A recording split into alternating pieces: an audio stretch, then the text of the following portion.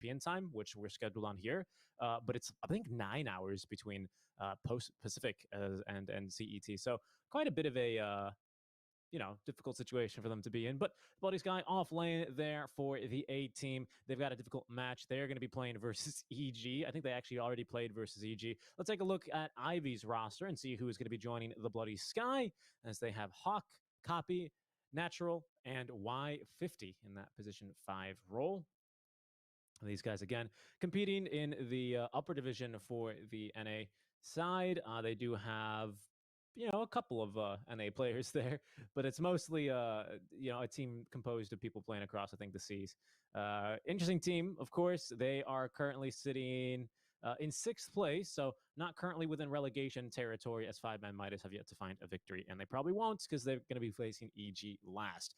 For their opponents, Bait, speaking of having troubles finding a win, we are going to see Bait back with full strength. RDO back today. We do not have Boranya in the safe lane. Dendy mid lane. Sexy Fat off. TSA 4 and Duster in that support role. These guys last won a match versus the Hustlers, or, well, I'm not going to try and pronounce the Latinized name for that, but the Hustlers, they are going to be the team that was in previous's Snow Sweet Snow number 1. They're also in the lower division. That's the team that consists of Magical, King R, Watson, now Funnick, No Fear. But we'll see here if they can get it done, because they last beat those guys 2-1 26 days ago. Bait, can they get the 2-0 today, or even a 2-1? Let's find out, as our draft is now live and on your screen. Game number 1. Bait do have last pick here on the Radiant side. They first picked the Phoenix Shaker, and Ivy are going to counter with the Mars Morana. So it looks like it was a first pick Mars. Most likely that was picked as a deny pick overall, making sure that they don't get Phoenix and Mars. But Ivy are going to go ahead and pick up the Morana instead. Get ready to see a lot more Priestess of the Moon, because, oh boy, the weebs are coming. Of course, that new anime getting announced, I really think Dendy should have a part in it, personally speaking, but of course, I'm a little bit biased. We'll take a look here as we're about to get underway with our first game. All right, so the bans, now that we're into the interesting part of the draft, Morphling being banned by Bait. That's interesting. Of course, the problem with Morphling and Shaker is that with the eggs, it doesn't really matter what team the Morphling is on. He's still going to be flying around the map and utilizing the Stolen Fissure. Actually, is just so much better this game, especially if you get the shard on Morphling. But also, of course, the Enchant Totem is absolutely insane. 500% crit with True Strike on a ranged hero. Yes, please. It's just too good. Banning out a bunch of RDO heroes now are Ivy. They've done their research. They know what's coming. Dusa, Arc Warden, and TB banned. They also ban out the Puck for Dendy and the Sexy Fat Beastmaster. This is a team, I got to give credit. Ivy, they've clearly been tuning into the streams and doing their research. Maybe not the streams. I give myself too much credit there. But they've clearly been doing their research, right? Because this is something that I've definitely noticed. These are their best heroes by far. So now we're going to have to go to the backup roster. RDO is a great Monkey King, though. Let's not forget about that, right? You have to remember, back when Monkey King got released, SA, which, RDO is from, in case you guys don't know, we've got 3 Brazilian players on Bait, making up the majority of the roster, RDO, 60 Fats, and Duster, respectively. All hail from Brazil. And RDO, of course, they were playing when Monkey King got released in SA.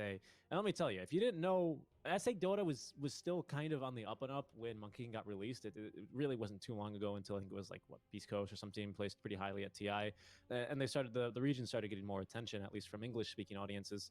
And the Monkey King was just always picked back then, just all the time. I remember casting some tournament back then. I can't remember, but it was just like they would just first pick Monkey King in the first phase, and you wouldn't know where it was going to go. They used it as a flex. They played it mid. They played it off lane. They played it safe lane. They played it support. But because of that, any SA Monkey King is really, really scary, especially if they were a prominent player from back in the day. So I think this is a really interesting pick out from RDO.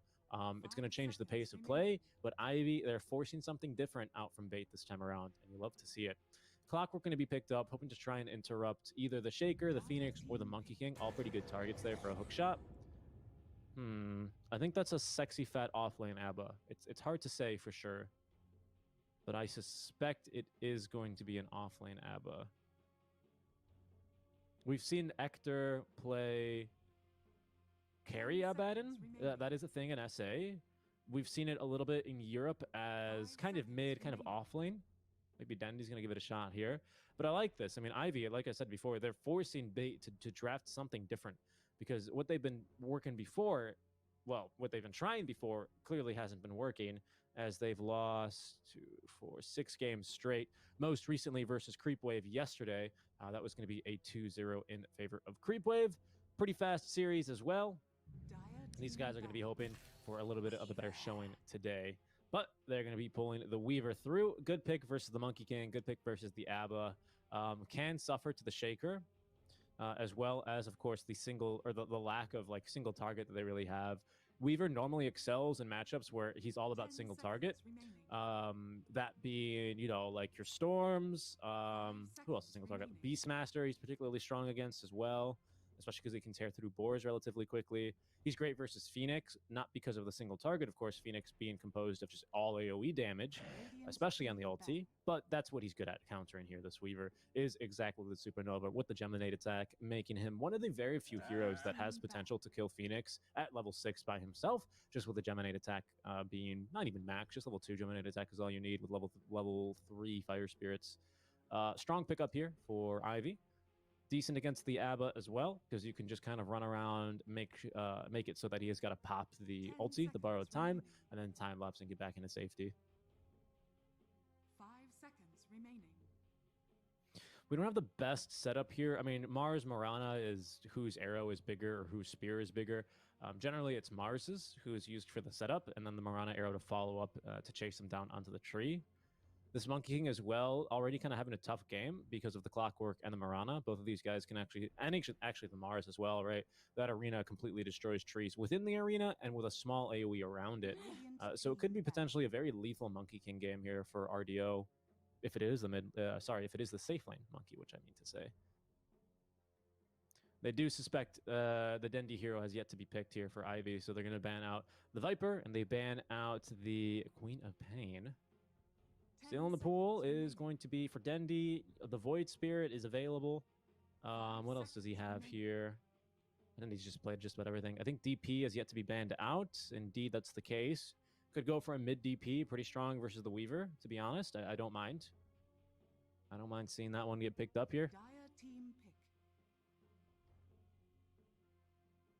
What else do we have here with the silence? SF, maybe? I don't really like it, though. Not versus Clock Morana. Having a standstill in Chandler ulti, even with a Yule Scepter set up on someone else, is just not realistic this game. 10 seconds remaining. Yeah, I really like the 5 seconds remaining. I really like the Queen of Pain. Or sorry, I really like the DP. I think DP is a solid pick here. You have a bunch of tanky cores to Spirit Siphon off of.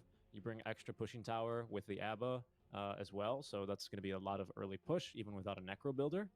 Because all the Necro Builders have been essentially banned out. Yeah, I think that's a good pick. A Silence versus the Weaver, that's pretty impossible to stop, as well as a nice nuke on your Q with the Crypt Swarm. I wouldn't mind seeing that pick right now. We'll see what they want to go for here for Dendi. Of course, that guy, having played lots of professional Dota games, he's got no lack of hero pool depth, to be certain.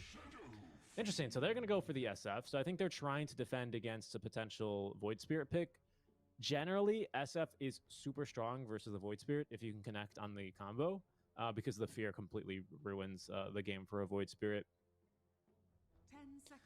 All right, well, it's a classic mid laner, so Dendi at least should be at ease in the mid lane, no matter what they give him with this last pick.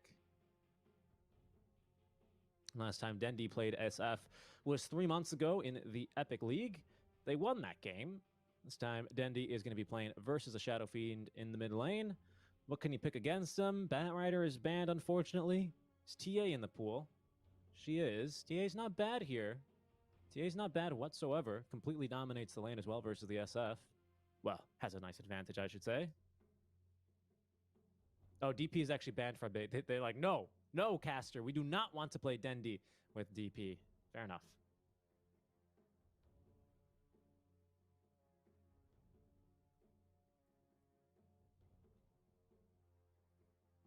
Yeah, I think the TA looks really good here. You synergize pretty nicely with the timings of the Monkey King as soon as you have like MKB, not my MKB, sorry. As soon as you have BKB Blink Deso, should be like 30 minutes in, and Monkey's gonna be ready to fight with you. Yeah, it's a good pick. Good pick. Look at that guy. Sometimes I know my Dota. When was the last time Dendi played the TA, though? That I'm curious about here. Let me just double check that. I've got his page open here. Just 1 second. It was 5 months ago, ladies and gentlemen. It looked like this was in the qualifiers for an Epic or for a BTS tournament by the looks of it. It was just on a BTS ticket.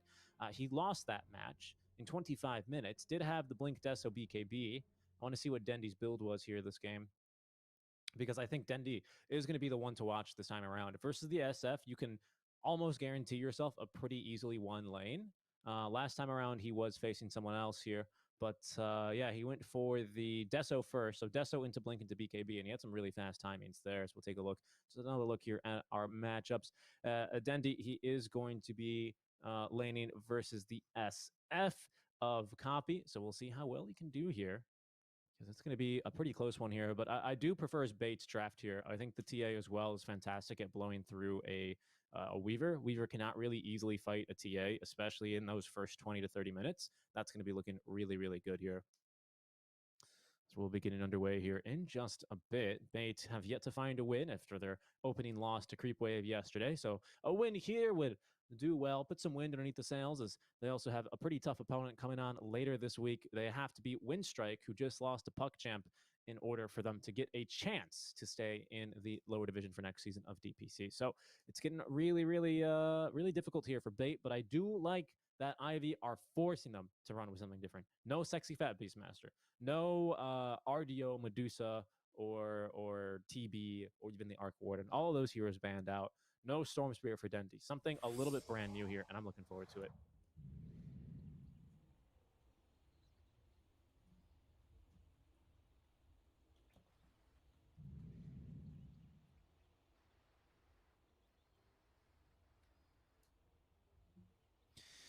Getting into the game now for game number 1 between Bates and Ivy. There should be a pretty close match here between the two. I think the mid lane, though, again, is going to give a lot of momentum here to Bates, and they should find themselves a pretty good chance for victory here. Dendi, master tier as well for the TA, so he's been practicing, and I suspect he's definitely counterpicked a couple of SFs in his pubs.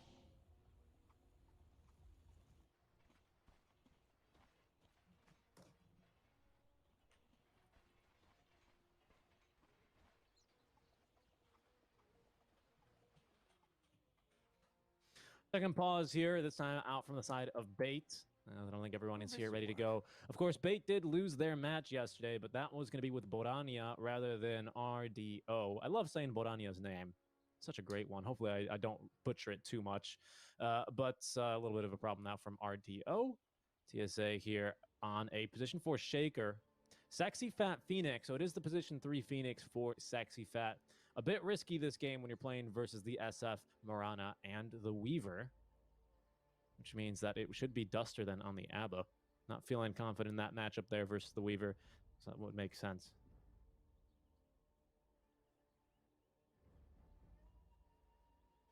Again, for those just joining in, Ivy, a relatively new stack here, composed of, I believe they're technically, yes, they're an all-German squad. The Bloody Sky, you might know that name if you're watching Upper Division NA. He is going to be on the A team there. They've got their match. I think they just lost it actually versus EG yesterday or the day before. It's another pause here, third one of the game. Yo needing to disconnect, and very apt voice line out from our Nyx Assassin. Oh, sorry, I make that the Weaver. But yes, they are a German squad. The Bloody Sky, their off laner here. Yeah, look at that. He's the Navi Courier. Lovely. Are they really sending the Monkey King mid for Bait? No, right? Did I completely ignore that it wasn't Dendi? TA, I could have.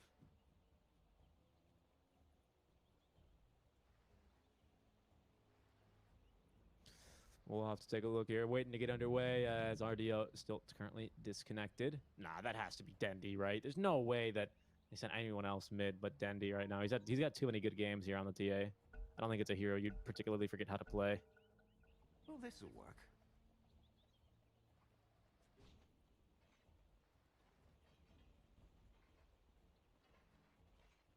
All right, it is Dendi mid lane. Good, good, good. I don't know why I thought Monkey was going mid. I got my colors mixed up. Sometimes I think I'm like colorblind for 3 seconds, but really, I'm just stupid. They're going to be looking to defend this bottom area. RDO has not taken anything yet, but the lane's pretty good here versus the Mars, of course. That's something I have neglected to mention. The issue is going to be, of course, the support here for Ivy. Their position for Y50, he's currently down here, I believe. So they do want this Clockwork versus the Monkey King, because that's going to make it a little bit more difficult to get the Jingu Mastery stacks off. Well, this'll work.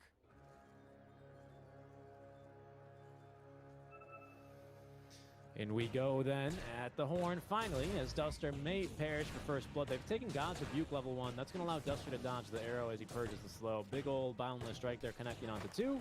As 50 is not going to be able to get this kill on the Duster. Got pretty close, but unfortunately no cigar there.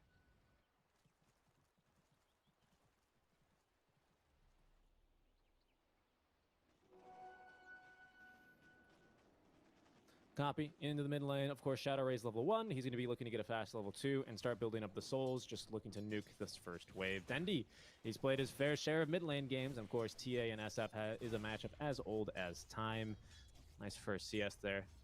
I don't know if Dendi, well, now Dendi knows. Yeah, now he knows it's Shadow Rays for sure. Dendi actually getting juked there by Copy. He was able to get the last hit on our old Dendo.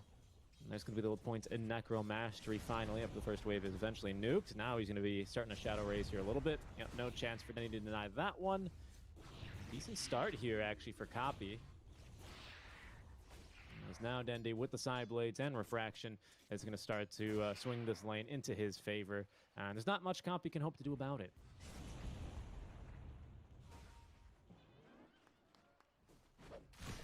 Alrighty then, that lane is slowly but surely going to be coming in favor of Dendi. The SF can only just hope to nuke the wave relatively quickly with like one. Oh, wow, RDO.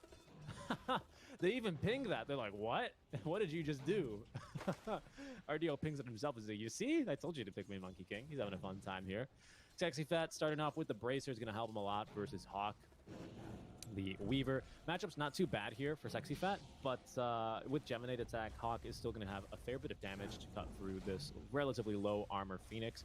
Underneath the tier 1 tower, he's nice and healthy, as we will see then. TSA gives some solo XP to Sexy Fat. Eventually, he's going to be able to get some of these CS. Nicely done. Both range creeps secure.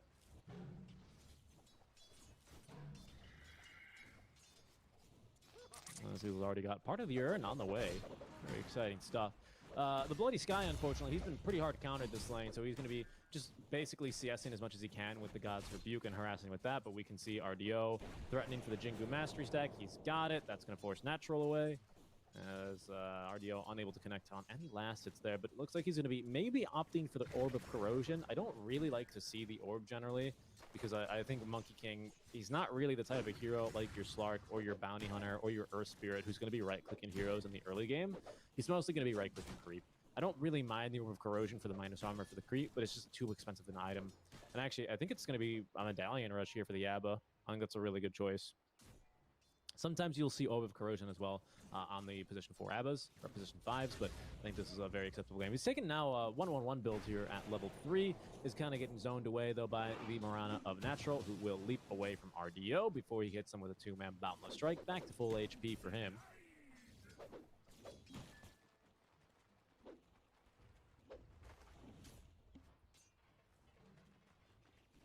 Y50 back in top lane. TSA is going to be able to interrupt that pull. Oh, is he? No, yeah, they actually still got a couple of the creeps, but Dendi in this mid lane now with more points in the refraction is very easily able to harass this SF away from the lane. Bottle already empty. Rune spawning in 20 seconds. I imagine Copy is just going to move into the jungle here for a little bit. Maybe ask for a rotation for one of his supports if they die, but there's going to be the healing salve delivered. Dendi still has his ready to go. Let's Copy CSing under tower. Trying to bait Dendi away, but Dendi making sure he misses that range creep there. That's a decent amount of gold missing. Nice mechanics still from Dendi. He's got, I believe, well over 1,000 games in the mid lane now by now. DD Rune will spawn top lane. That'll secure Copy not only the DD Rune, pardon me, but a bottle refill, and even gets a nice little clarity out from his buddy Y50 as he will rotate back into this top lane.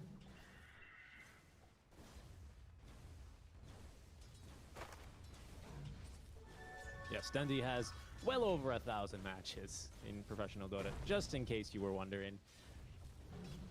He's probably got over 1,000 on Navi, at least. Yeah, he's got 1,500 on Navi, in case you were wondering.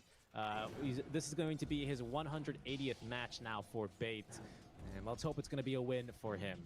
So far, not too bad. Again, Sexy Fat is going to have a rather difficult lane, and basically an entire game, to be quite honest here, given the fact that the Weaver exists. Nice feature there from TSA to be able to secure a bounty rune, but First Blood's bottom. RDO is going to be able to get that kill with a boundless strike, as Natural was hoping to try and contest the bounty rune. No chance there, however. Bloody Sky, careful here. Lots of damage. Duster's very low, but now he's going to have no fear running right at the Bloody Sky. Even hitting them with the Primal Spring. Spear is going to miss. That should be the Bloody Sky dead, as he can't even make it into the trees before the Monkey King strikes him down. My goodness. Monkey King is a strong hero in lane, and that's usually why you ban it when you pick up the Phoenix. Traditionally, you tend to see, if you pick a Tide, a Mars, sometimes even a Timbersaw, a little bit less so on the Timber, you tend to see the Ursa banned against all three, and against the Tide and the Mars, you'll see Monkey King banned, and this is the reason. In case you were wondering why you generally see those. People don't normally comment on it too much because it's fairly obvious, but because it's a solo cast and my brain is melting, it's going to have to be some pretty obvious stuff for you here today. RDO, he is going to be going for this Orb of Corrosion, so I hope that they're going to be playing a bit more aggressive then, because that's not a great farming item here for the Monkey King. Hopefully it is. I mean, like I said, Bait, I've been hoping and wishing that they've tried some new strats. They've banned, again, the old strats that Bait has run. Literally, I think like every single hero they banned wasn't even for their own draft. It was just countering a potential Bait draft. And yeah, we'll see how they're going to be able to play this one out here. Some early aggression, always very exciting. A Sexy Fat has to Icarus dive defensively. Healing Salve delivered in time. He'll be back to full HP here in just about a second. But Duster will fall down bottom. So RDO with the Jingu Mastery, unable to scare away the Bloody Sky, nor this Mirana.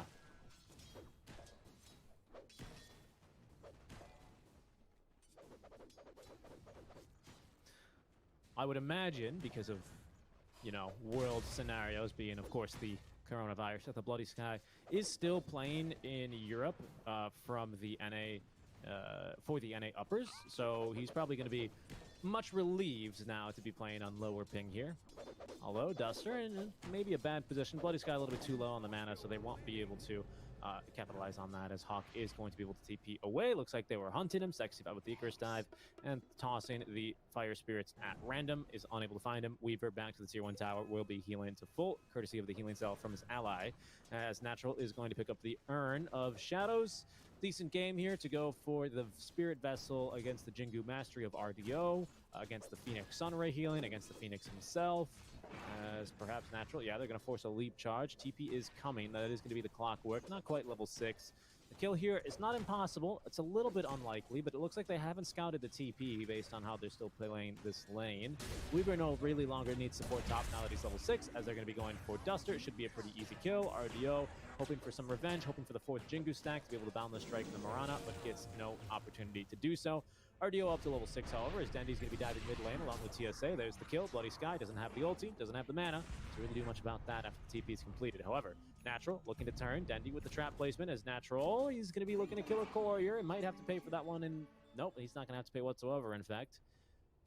Cool crit 40 gold to his each member of his entire team. 1 CS.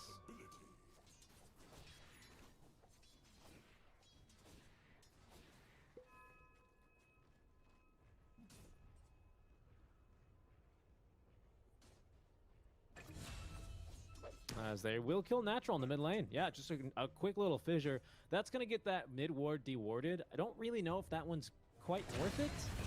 Because, yeah, that's going to be dewarded in absolutely no time. RDO fighting versus 50. He's going to be able to close the gap with the cogs. And, yep, that's why you don't really want to be playing Monkey King versus the Clockwork. So that's going to be a tough rotation there. Copy is going to be able to rotate down bottom. Unfortunately, White 50 gets the kill, so they're not going to be able to restore as many souls as possible on the SF. But he's not too upset by that sequence of events. Getting a kill onto the safe lane Monkey King is going to be good news there for the roster of Ivy. Level 8 already for Sexy Fat. He's got the Supernova, maxed Fire Spirits, which means Hawk is going to struggle here to actually get this kill, but does manage to force the Icarus dive with the second bout of Sakuchi damage. Sexy Fat looking for this Spirit Vessel charge. Unfortunately, Vessel, it works against heroes like your Morphling, against your Faceless Void. Does not work against a Weaver because it simply just puts you back in time 5 seconds. And that probably means you weren't dispelled by the Vessel.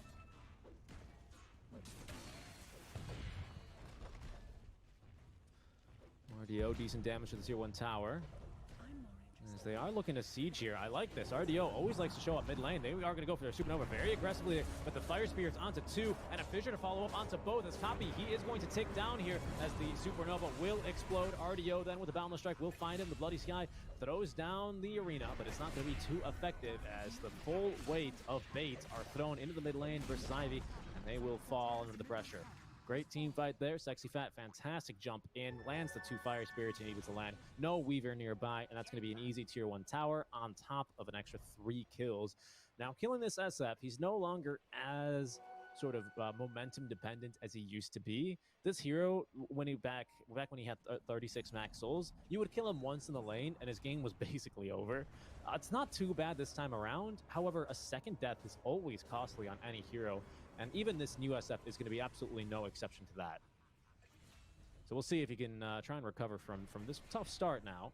This bait still playing very aggressive in this mid lane. Ivy, they've got the D ward, but unfortunately, they were just a little bit too confident in how strong they were looking. How old is Dendi? I believe Dendi is 31 years old or 30 years old at this stage. I believe.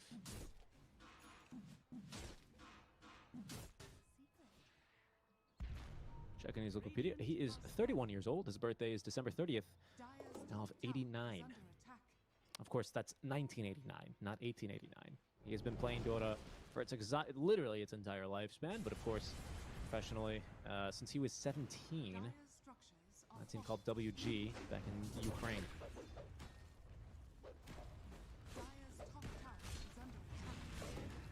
Duster has got some serious pushing power now with the wagon here. Ivy, they're not going to mount a defense. They're instead going to be pushing down bottom instead. They use the scan to see if anyone's hiding out in the trees. They're not going to scout anyone. They're going to lose their top tower. They will get a little bit of a tower in return at least. Wait, do cogs still give souls? I don't remember anymore. I don't like know if that's been removed or not. I believe that is the case though. Let me just look.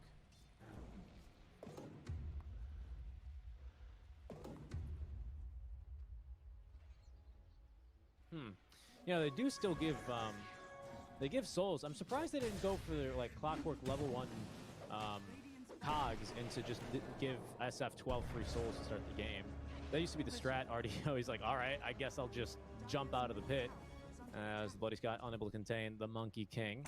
Uh-oh. Copy. In a bad spot here. Sexy Fat does have that Supernova back available. It looks like a pretty good target here, but Copy cannot commit to this fight. Bloody Sky's going to pop the borrow time here. Hookshot used defensively. Sexy Fat's going to give chase now with the Icarus dive, but he scouts a third TP. That's going to be enough to scare him off because it is Hawk.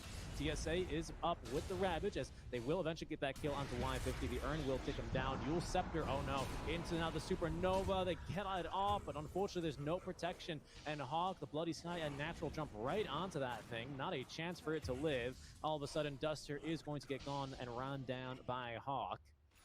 Bad fight there for Bait as they now lose 3 in exchange only for the position 5 Clockwork. Dendi, he's managed to farm up the Desolator though, so it's not too difficult of a game here.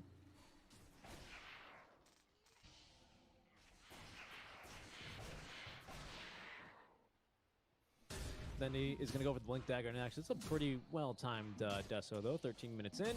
Usually it's around 3 minutes, 3 to 4 minutes between every single big item now for the TA, because she farms very quickly, especially with the Desolator.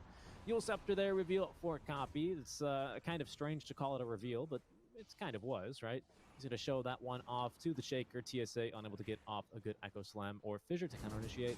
Ivy take a fight. 8-6 then the kill score, but the odds from Gamdom still heavily favoring the side of Bait.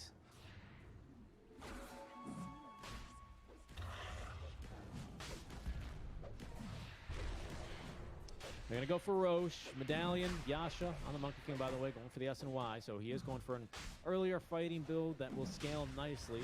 I imagine we're going to see something along the lines of the Aghanim Scepter. From behind, though, Rocket Flare to scout Roche. You're not going to know which direction that came from either. But position here. He's going to jump on in. Oh, he almost actually managed to snipe the Aegis. Dendy, though, is going to get the kill as well as the Aegis. Eating an arrow is RDO. Y50 just a second too early. Needed a little bit more damage there on the Rocket Flare. Unironically, I think if that clockwork was like maybe 2 levels higher, he gets that kill. He was literally just missing like maybe 100 damage. Blink Dagger is going to be finished up soon here for our Earthshaker around the 15.5-minute mark. He's farming that. No, he's fighting. He's fighting. Duster running up to the high ground. He's got a second life, and he knows that he's willing to use it. RDO, the Boundless Strike, setting up for the kill onto the SF. They pop him as being able to leap away is natural. Echo Slam, though, in the back line says Hawk, as well as the Bloody Sky, have not managed to finish off TSA. They are not going to be able to get him either, as Hawk, using the time lapse, back to good HP, but is forced to run away defensively. 2 cores dead for Ivy, a third forced away. As the Weaver, he lives, but through the arena, they're unable to actually get that kill onto the Earthshaker. Good turn there by TSA, allowing them to pick up 1 extra kill now onto the Bloody Sky. Of course, Bloody Sky, he's playing an NA. He's not to be confused with Bloody 9. That is another old Dota player. He's not old, but, you know, that's another Dota player that's been playing in the scene for a while, especially in NA stacks, or Canadian stacks, which is still NA.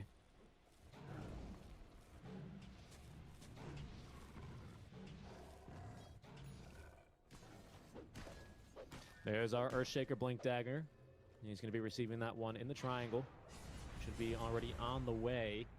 Aegis in hand now for Dendy for a while longer. It's a little bit confusing, I know, because it also looks like he has an Aegis because of his Master Tier icon. That is also accurate. But this Aegis, still a pretty good duration on it. Probably like 3.5 minutes left. Sexy Fat is going to be going for the disarm. Fantastic this game. 2 of your cores are going to be mainly physical damage with the magic burst, of course, on the SF. But a 5-second disarm is going to do great work here to try and save himself from dying in the Supernova. They do scout copy here. RDO jumping into the tree, scouting forward ahead. Sexy Fat's going to cut him down. That's a 4-second stun. Whoops. Duster pops the ulti as well inadvertently as he heals RDO. They might look to make a jump here, as they are going to get that D ward pretty easily, utilizing the Rocket Flare, but it will not be able to defend the Tier 1 tower. Ivy, they are going to lose this one. They do split push other lanes, finally, after they realize what's going on. Bloody Sky in the trees here, able to scout TPs, but TSA from Fog with the fissure. He's got the Echo Slam. There's going to be the Blink Dagger reveal as well. Doesn't need the Echo, though, as Dendy, with a quick little blink to the other side of the Bloody Sky. Unfortunately, he might just be able to escape. Sunrise off the mark as well. Fire Spirit will hit him. That should condemn him, as the swinging wide there with the Sunray. Sexy Fat will be able to get that kill, but nice jump there by Dendy. He's still got some moves, ladies and gentlemen. That reaction speed to dodge the Spear of Mars. Linking right onto the other side there. Nice moves. Radiant's bottom tower is under attack. Dire's middle tower is under attack. RDO onto the tower. Yeah, Tier 2. My goodness, the push is so strong as well. RDO going for stats, not even bothering for the Maelstrom. He's just here for damage. And that's about all they need. We haven't even seen a Wukong's command. Cogs into hook shot. They have managed to catch. Oh no, can they even kill him? Actually, look at the amount of healing they have for him. TSA now pops the wand. Down goes Y50, as there's more than enough heroes there to absorb and share the, oh no, the battery assault. And speaking of assaults now, hello 911, I'd like to report a murder. Copy, running for his life up the high ground. They're gonna let him live for now with the haste rune. He's a bit too tough to catch.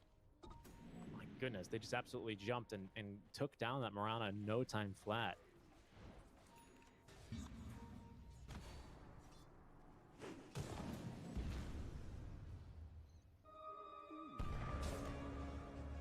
Oh, Bloody Sky.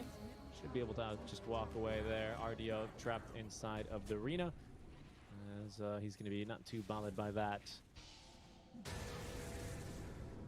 Whoa, Duster running right in. There's a Maelstrom now for Hawk. Sexy Fat in a bit of an awkward spot into the trees now, but RDO is here to defend his M8. They've already gotten the kill onto Duster, however. No more borrowed time means he's quick to fall. Y50 is going to die then to the Boundless Strike out from RDO. Quick little support for support. And that'll be that. Dire's top tower is under attack.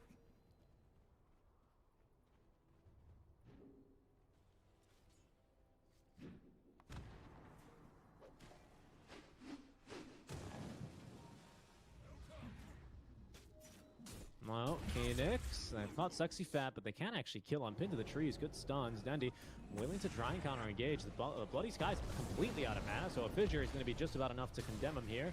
Pops the wand charges. Nice little God's Rebuke, but it's not going to be enough. Dendy, Aegis reclaimed as he takes the life of Mars. His brother, of course, famous for having the Aegis shield.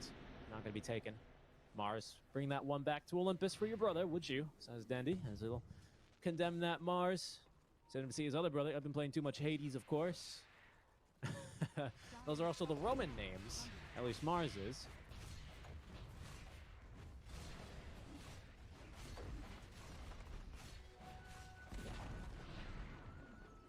Radiant's top tower is under attack.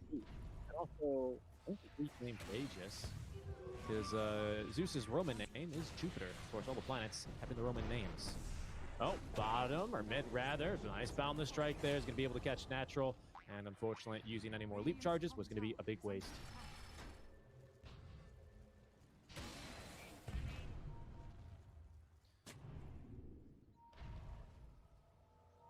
Sexy Fat, willing to go in here for a bit of a dive.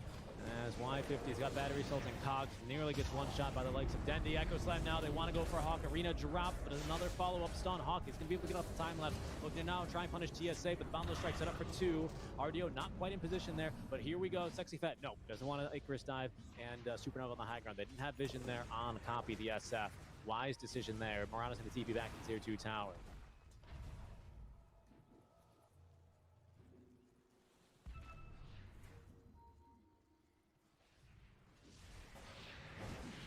Bloody Sky misses the spear on Dendy. Dendy absolutely blows through him now. Dendy should have his BKB relatively soon as well. He's got probably enough money for it already. Monkey King with the Witchblade, that's a bit of an interesting one. That's not actually that much damage, curiously enough. Copy, dropping the Yule Scepter. And he's going to be able to TP away. Already on him to find him. Oh, hook shot to cancel the Sunray. Y50 likely still die. They might be able to catch Sexy Fat now. Way too tanky. RDO, or sorry, rather make that Dendy just shows up right in front of his mates, and we'll be able to defend him very easily.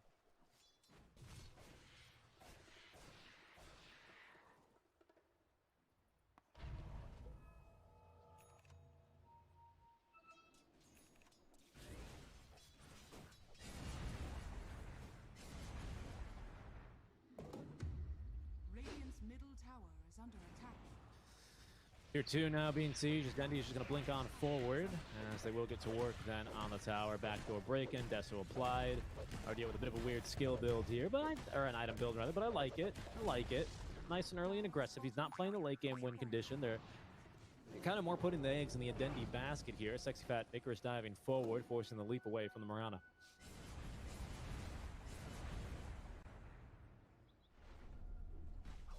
Sexy Fat now has the completed Heaven's Halberd, going next into the Shiva's Guard to try and protect his own egg versus the likes of the Weaver. Unfortunately, it's not going to do much now to protect it versus the egg from the SF, who now has managed to pick up the full BKB.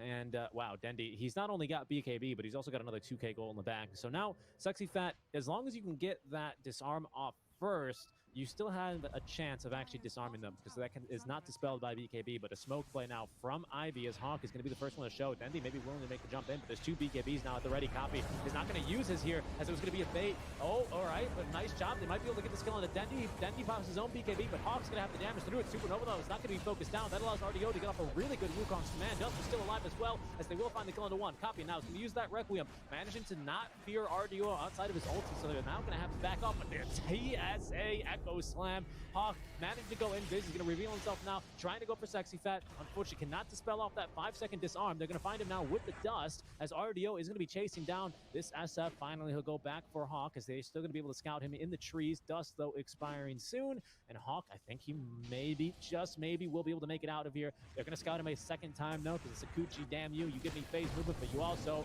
reveal my presence. As RDO will be able to secure that kill. 500 gold, and that is a difficult fight there for Ivy to swallow. They do get a good jump onto Dendy. In fact, they kill him as soon as he activates his 10-second BKB. However, they still lose quite heavily in return. Losing the Weaver there is a tough loss to accept.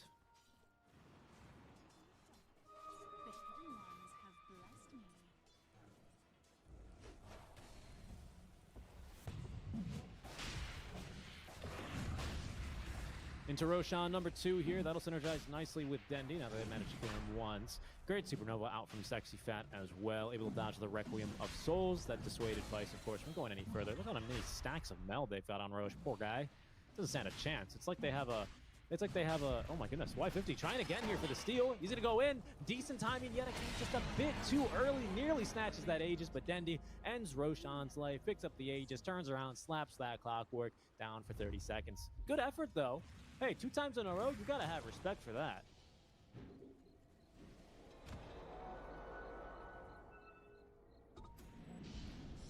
Taking another look at that team fight here. Yeah, great jump here. Great patience as well from the Ivy course. Not to use the BKB until it was absolutely necessary.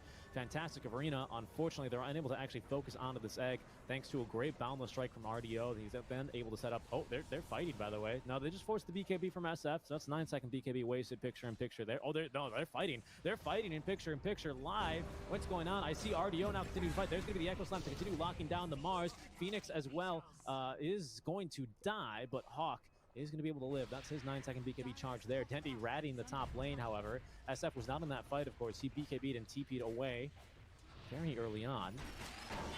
Hook shot. They're going to try again for Dendi. Dendi's got his BKB, though. Will turn now onto Copy. He doesn't have his. But Dendi may have gotten a little bit too aggressive here. Cox is trying to keep him inside of the base. They blow through the refraction, but Dendi now able to turn as RDO is here with Boundless Strike on the high ground. They're going to be able to set up the ulti as well. Copy hoping to try and run away, but TSA with the Echo Slam stops him in his tracks. Pinned to the wall now by Bloody Sky. He's going to be able to get him with the God's Rebuke, but Hawk is dying to Dendi. Cannot 1v1 here as Dendi proving to be a bit too strong. Even with that Aegis, didn't stand a chance in that 1v1 there. Dendi is still alive. RDO, though, a little bit low on HP, jumping around through the trees, dodges the God's Rebuke. There's going to be the trap slow as well. RDO thinking about turning, but Dendi now hitting him from behind, right through that shield now, as Hawk does not have the time left, needs to run. They hit him with the slow, but unfortunately, the Scucci is going to make him immune to any such slows. 50, just waiting to jump in. Unfortunately, doesn't quite have the hook shot. We'll take another look at how that fight... What is this replay? Oh, this is from way earlier. Oh, okay, now this is Roche. And this should be then... Yes, okay, there's the attempted Aegis snatch. Was good. This is what we're looking for here. Yeah, Copy kind of just gets caught out, has to TP away. Hawk nearby, as well as actually, so is the Mars. I'm surprised he TP'd or didn't cancel the TP, or maybe channel a Requiem or anything there. Unfortunately, they are able to just really blow through that Supernova without any problems. And we nearly have another one at the ready. That's the odds, shifting a little bit here. Dendi looking to turn. That's a good stun, though. Can they get a kill onto Hawk? No, beautiful hook shot from the side. 50 actually pushing Dendi forward. That's going to be Aegis down, but RDO too fast with the BKB. Turning now onto 50 as he goes once, twice, thrice. And now he's going to have to back off. Hawk's got way too much damage right now, as I believe they've actually pinned Dendi to the walls. I can't quite tell. No, that looks like it's Sexy Fat. He's down for the count. Dendi managed to get the blink out, but the Drums of Endurance, they're chasing for more, rather. Duster down for the count as well, as RDO turning with a Boundless Strike, able to buy himself a little bit of time, but they got the Swarm out, which means he's unable to actually Primal Spring. Ivy, they catch 3. Dendi and TSA still on the run. And without any Echo Slams, I don't think they're going to be making a play to counter-engage. Dendi actually, he's taken a talent, or he's taken the Shard, which you don't always see, but if there's a game to take it, it's definitely this one. That is going to apply a proportional to how long the trap is charged up for it, up to a 3-second slow with that Aghanim Shard on the Dendi TA. Of course, that's going to be super nice to have versus a Weaver, where you can just make sure he's going to be completely silenced up. Basically almost ad infinitum there. Oh, speaking of silence, unfortunately the trap, that one not doing any damage or taking a couple of seconds to tick. So Bloody Sky, oh, they're going to find him again. Another 3-second silence. Dendi turning, trying to fight through the bulwark here. Natural is nearby. Spear is going to be dodged. Dendi going to throw down another trap here. Might just turn onto Natural now. Careful, that silence could condemn you, Natural. The Melt Strike nearly nuking him down.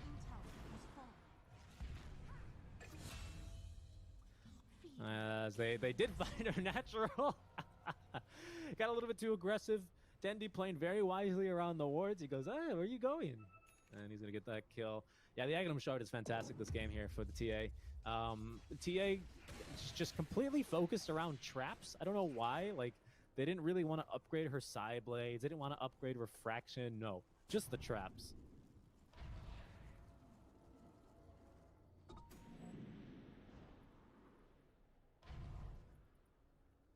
Dendi here with a 3K net worth lead over RDO, especially at the 30-minute mark. We don't always see this. You're no stranger to bait games, and then you'll know for sure that this is most certainly the case. Oh, they're going to jump in, though, as in they go. Dendi pops the BKB, though, and he's just going to stand his ground. Okay, he's out of mana. It's a little bit spicy for him to be fighting. That's his 8-second BKB, so next time it'll be a 7-second one. Ivy, they are proving to be a tough nut to crack, but they have currently left their base undefended, and it looks like Bates are going to make their way up there and just go for it here. Stun onto the Mirana. They have a follow-up. The Bloody Skies are actually going to be able to find Sexy Fat now. He's going to be able to Icarus dive out of the arena. Hawk pops his own BKB, kind of getting kited around here as Y50 looking to try and slow down someone. They drop the Supernova very defensively. That'll get Ivy to back away for now. The BKB charge is expended. I'm not sure. I didn't see SF use his BKB. I didn't actually see SF in that fight. So I'm not sure if he did not use his, so he's still got an 8-second BKB. With the Boots of Travel and the Yules, he's also extremely fast, so he could still look to potentially take a little bit of a fight versus Bait, especially without that Aegis now, which has been taken from Dendi.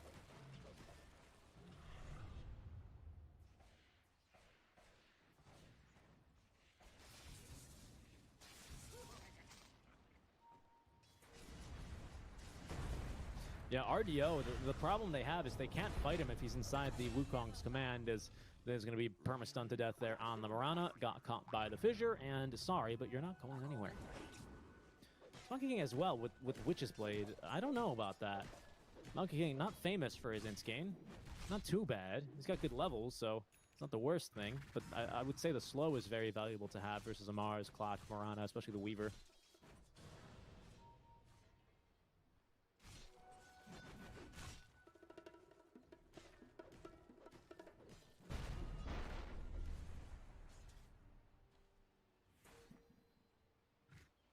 Tier 1 tower. What does that tower have? Like 10 HP? Not even, probably?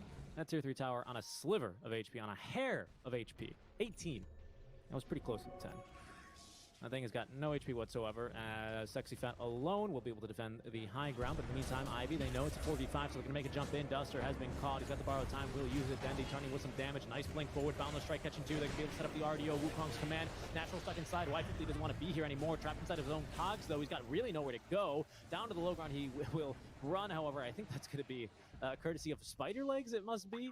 But he is going to drop in exchange for TSA. Sexy Fat has now arrived to the fight.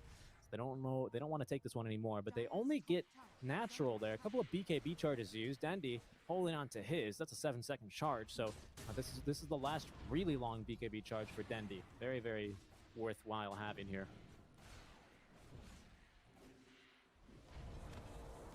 RDO straight into the high ground here. He's not scared. He one-taps that tower. That's how strong he is. What? It had 18 HP? No, it didn't. It was full HP.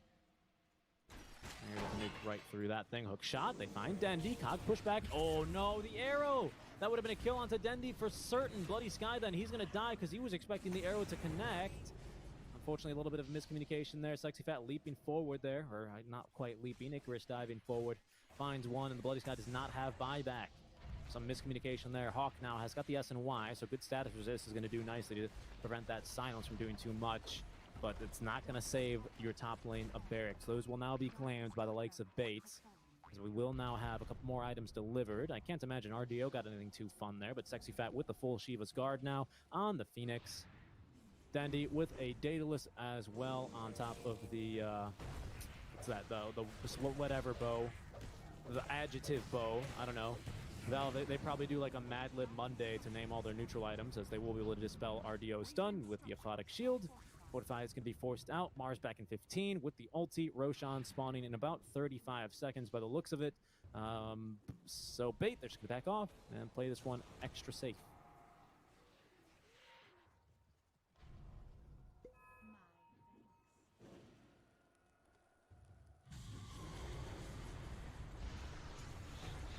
Oh, copy with the Yule Scepter. It's set up for Sexy Fat, who got a little bit too aggressive, and now Bait are going to pay the price for this one, as TSA has been caught as well. Hawk running right in there as they force the borrowed time out from Duster. Great Arena is going to catch RDO, pinned to the walls of the tree now. They're going to focus onto him after both supports are now out of the count. Actually, that's a lie. Duster's still alive. RDO, though, turning, nearly one-shotting the Mirana now with the Wukong's command. They can't fight him in here, as you recall. BKB active. Dendi's still alive. Hawk can't really jump in here feasibly, as the Mars has to use the BKB just to run away, but he's going to jump back in. Finds Dendi, pins into the tree. Duster nearby, trying to dispel him, but he's going to get nuked down by Copy before that can happen. Gem on the deck. Bloody Skies can pick that one up. Dendi actually no BKB active. There's going to be the refraction. He needs to get this blink off in time, but they've got too many auto attacks flying his way, as Dendi will go down.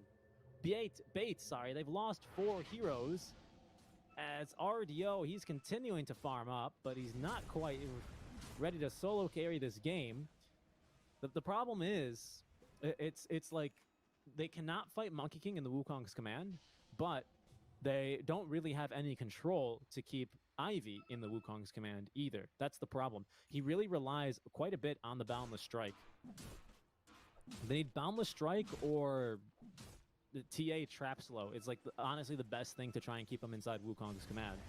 Ivy will die if they send Wukong's command. There's no chance, right? But the problem is that they just don't have any control. How do you keep someone there? There's no Puck Dream Coil this game to keep them leashed up. There's no, I don't know. I mean, Fissure, I guess, right? Like, Fissure should be it. But they're finding TSA at the start of these fights. As we'll take another look at how that fight went. Unfortunately, Sexy Fat getting caught off guard there by the old Scepter. Natural is not going to live. He actually dies to the shield burst from Duster. But you can see, I mean, Ivy, as soon as that Wukong's command comes out, they're out of there. Bait, they were hoping to try and well, bait them back into the Wukongs, but Ivy knew exactly how that one needed to be played, and they didn't risk any chances. Roshan being taken now, picture-in-picture. They're going to scout this one with the Rocket Flare. We've seen 2 failed attempts to snatch an Aegis. Will this one be the successful one? As they're going to be sending forward the illusions. They know probably that one is fake, though, especially now that they scout 2 of them. Smoke's going to break, though. There's going to be a hook shot available. Careful here. Arrow is going to be able to catch Duster. That should be able to force the borrow time. RDO going to be defending him, but nope. There's going to be a spear just to make sure that it is triggered. Healed back to full, though, and that borrow time on cooldown for another 40 seconds. That gives a little bit of an opening now for the A team. As Dandy ready to make the jump in. His team behind him. Roche, full HP.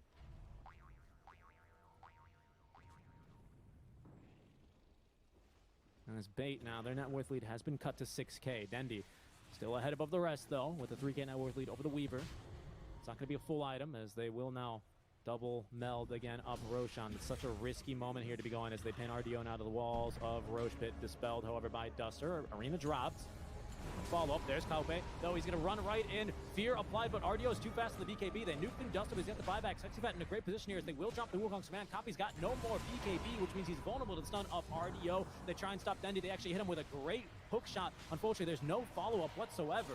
Supernova dropped very defensively just to try and reset this fight.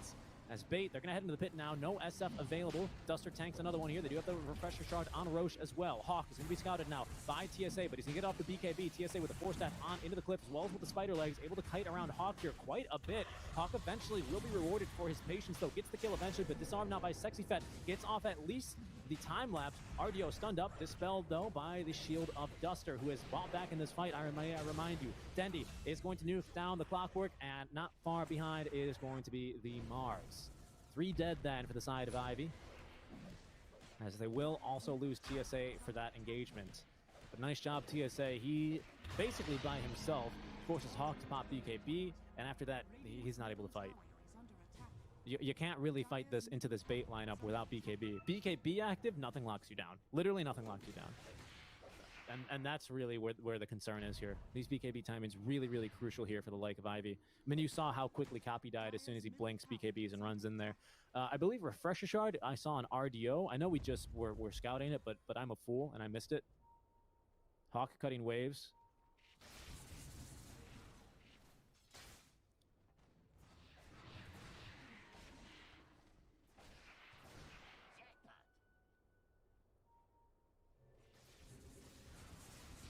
RDO with another Gem of True Sight now. I believe that's their original gem back in their inventory. It does help try and catch Hawk, but he's already level 26. And by the looks of it, I think he's taken the Sakuchi move speed talents. Hawk, what are you doing? He's going to die for trying to take an outpost. No, he's not, because, of course, we kind of lack lockdown here for the side of Bait. Oh, that was a close one, though. That's maybe a 7-second or a 6-second BKB charge used there just to be able to live. It's a little bit costly there, of course. I don't need to probably tell you that one. Y50 in a bad spot. Trying to put up an Observer Ward here. He is likely to be caught. Arrow, though, catching RDO, but the Bloody Sky too far back to try and capitalize on that. And we've got Duster to purge off the stun. So that wasn't going to be an issue. Bait, they've tried high ground, and once, and twice, and thrice even top lane. They've been repelled about twice, but a third time they were successful. For the fourth time, they are going to choose bottom. Aegis in hand here for Dendi as Duster is slowly pushed back, but they're going to be able to get the stun off the Hex as well. Mirana is going to die. No buyback there, but they do have buyback now on Y50. He's back in. Great arena, though, but that's going to trigger the Supernova in response as RDO not leaving his Wukong's command, just looking to try and make sure he can get this tower down. Will eventually get the job done. Hawk, though, running on in at the speed of sound. Blocked by the Fissure momentarily, taking a bit of damage out from the Sunray as well for free, but the tier 3 tower still defended. Mirana now having buyback as well. Hook shot at the ready. But it looks like Bait without BKBs. We'll see on BKB on Monkey King, actually.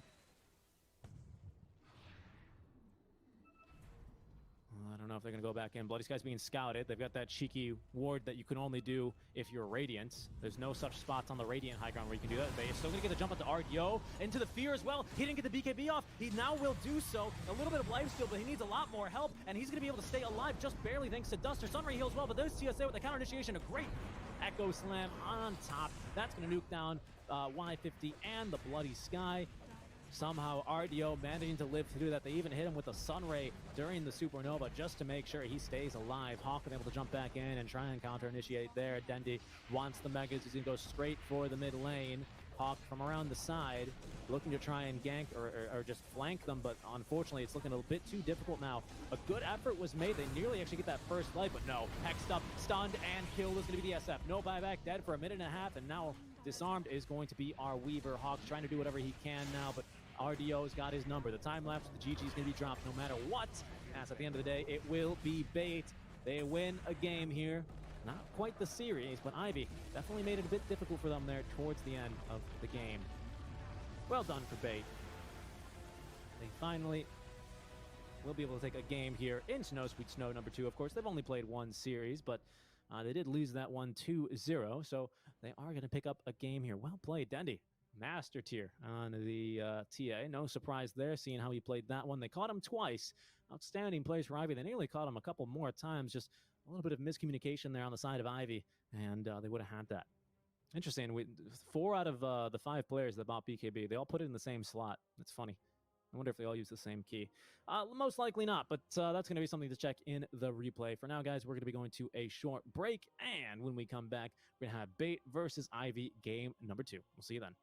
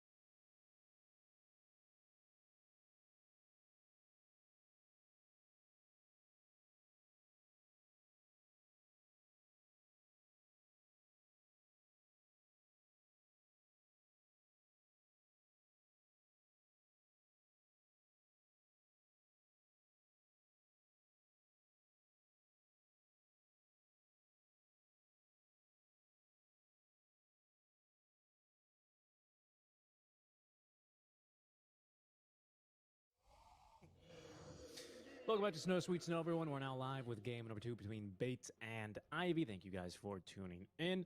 Bait were able to take game number 1. Eventually, they got the job done. Looked a little bit spicy for them there towards the end of it, but they were able to still take the win. Well played there. Ivy, in the meantime, they are going to now be playing from behind for a series. This is going to be their opening match. Actually, it shouldn't be. They got 2-0'd already, before, but a win here could really spell disaster for Bait, as Ivy did end up losing 0-2 to Windstrike. That was going to be day 1, so the day I was not casting this one. Speaking of casting, I'm going to be here all day as well, guys, and we're going to be casting if anywhere else but the Tab TV Dota channel. I recommend you guys give a follow, because this is where all the coverage is going to be in the English language for the rest of the Snow Sweet Snow number 2. And we're going to be live for the rest of the month as well, bringing you this awesome coverage. The Mars, again, here for Ivy. Bloody Sky played a decent game as well. I think getting here the Rubik right after the Earthshaker is going to be really impactful, though. Just being able to steal that Earthshaker fissure and then buying the shard for Rubik on top of that is huge. I mean, Rubik is generally the no-you hero in Dota, where, you know, if there's something broken and Rubik can benefit from it, being that it's not like, you know, right-click based, right? It's going to be worth using for Rubik. Better cast range now, especially with the rework on the passive for Rubik, so it makes it even better for you to steal Fissure. You buy yourself the Shard, which also has additional benefit for the Rubik, because he can use it to telekinesis his allies away from and then try and get them to safety. Not like too great ever. I've seen a couple very unique uses of it, usually against Earthshakers. Again, you normally see the Rubiks against Shakers, so it's a bit of a bias there. But sometimes you'll see it to get an ally onto the other side of a fissure, or to get them a little bit farther away from a fissure to try and make sure they don't get follow-up stunned by the Aftershock once the Earthshaker has got his shard. Dire team ban. All right, second phase of bans. Once again, Ivy, they're going to be banning the RDO heroes. I suspect that the TB is going to be that make that 5th ban for Ivy, whereas Bates are going to ban out the Clockwork, the Morphling, good ban, as well as that PL. So they have no intentions of running the Morphling pick, and they don't want the enemies to do it either. Phoenix still in the pool, though. With the first pick is going to be Ivy. They might just snatch it up. Position 5 Phoenix with Mars is fine. It's a good combo. Lane's decently versus the Shaker as well, because it means he has a lot of difficulties actually harassing with the Enchant Totem in lane, and then basically Shaker's completely useless outside of the Fissure. They're going to go with the Undying instead. Another kind of soft combo with the Mars. Wisp, okay. I've not seen RDO Wisp. Are they going to actually play RDO Wisp, or is this going to be Duster Wisp? Because Duster does play Wisp. Now all of a sudden, I'm very invested in this game. They're going to pick Wraith King, Bates. Okay, Troll. Okay, so it's a Duster Wisp, and they're going to give RDO Troll Warlord. Again, I like this, though. Ivy, they're forcing RDO to play a little bit differently because they're simply banning all of his other heroes. They did let in... Who'd they ban last time in Game 1? Last time around, instead of the Monkey King, they ended up banning the Troll, so they're going to have to let one through, and RDO is going to pick up the other one. Fortunately, RDO plays enough heroes where you can't completely ban him out while still getting the Beastmaster ban for Sexy Fat and the Puck ban for Dendy. Now, we do have a little bit of a flex for Dendy in this mid lane. Of course, he can play the DP. He can play almost anything mid. I've been very quick to criticize his Void Spirit because I think if you just look at the numbers alone, he tends not to win the match. But I think that he does well in the matchups, and he's a solid Void Spirit player. Either A, his team and himself just aren't on the same page in the late game or in the mid game. They tend to play late game, especially with this lineup, though, and they're just not unable to secure the victory. Or, I don't know, it just mid lane, the rest of his team kind of just loses. Like, even if you win your mid lane on a Void Spirit, you can't carry the game. Whereas on a TA, you can carry the game. I think we saw that last time around. Wraith King then is going to be the pick. Bait, either a position... Now, it's definitely an off lane or a mid DP, so we need to flex between a mid and an off lane, and that's what Ivy are banning, is they will take out that Void Spirit that I was just talking about. The ban on the Razor is a good one, too. We see a little bit of Razor every now and then, usually used as a counter pick to something like an Ursa. I think we saw it in an OG game for Western EU. I've got vague memories of watching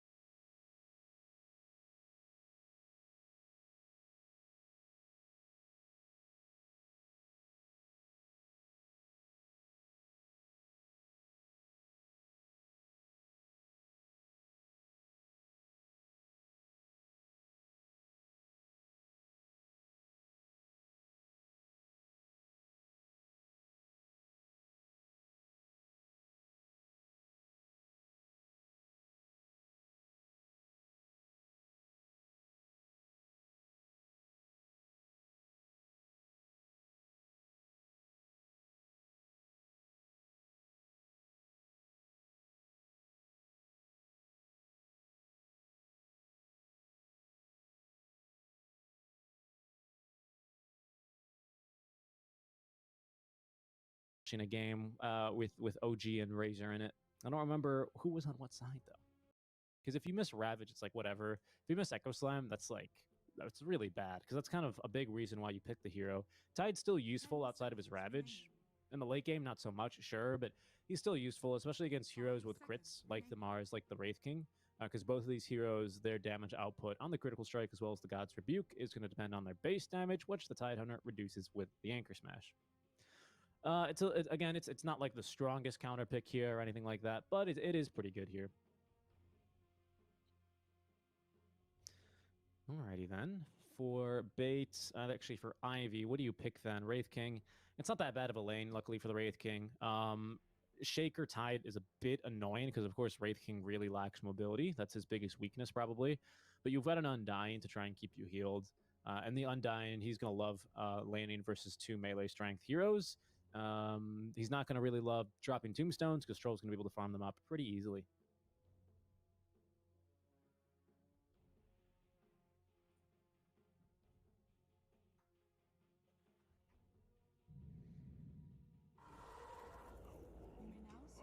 OD. Yeah? Actually, I should have seen this one coming. Fantastic against a Wisp because you can just Astral Imprison either him or his relocate partner to effectively cancel the relocate.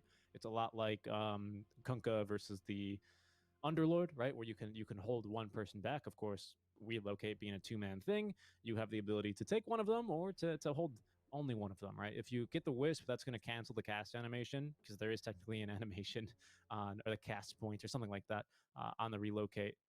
I like the last pick OD a lot. I really do. Of course, it absolutely demolishes Troll, who I think has like a 1.1 int gain per level.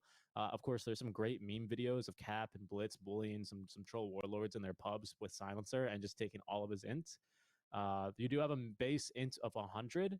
So worst case scenario, Troll has 100 mana and probably OD has got like 3,000. That mana multiplier I think is like 0.5 or something per damage. It's so much damage versus the OD. And it's really nothing that a Wisp can be expected to heal through, especially because you can damage him inside the Astral Imprisonment with with Sanity's Eclipse, rather. Pretty good draft from Ivy. Damn good draft from Ivy then. I'm really quite impressed with this one. I'm trying to remember the last 2 picks here for bait. But yeah, I mean, it looks really, really damn good here. The Wraith King is going to have maybe a little bit of a tough lane. So it's going to depend a lot here on Y50 to see how much space he can create here. Again, laning as an Undying versus 2 strength melee supports, you're generally pretty happy there, to say the least, especially because Wraith King with his critical strike is going to be able to do effectively more damage there, given that you're going to be stealing their HP and their damage. So it's a really tough lane. Because of the Tidehunters, though, for bait, what they do have in their favor pretty easily is the early game tower pressure is going to be really, really high out from this bait lineup. I didn't really see where they're running the OD. It must be an OD mid.